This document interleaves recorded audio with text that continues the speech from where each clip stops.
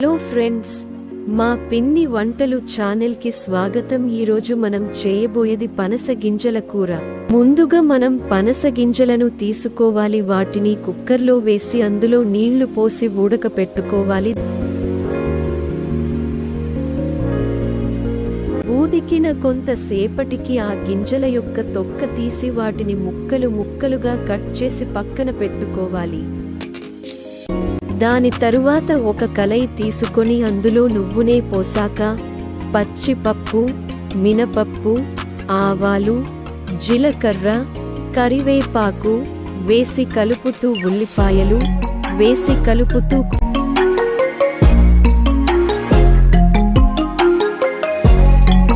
కొద్దిగా రంగు మారాక అందులో అల్లం వెల్లుల్లి పేస్టు వేసి కలుపుకోవాలి.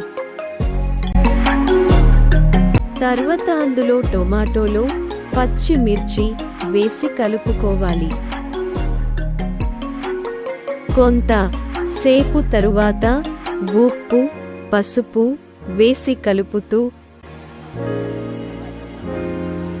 అందులో ముందుగా కట్ చేసి పెట్టుకున్న పనస గింజలను వేసి బాగా కలుపుకోవాలి.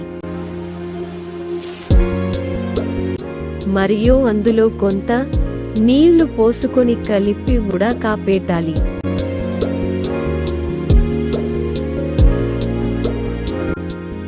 అలా కొంత ఉడకాక అందులో కొంత కారం వేసి కలుపుకొని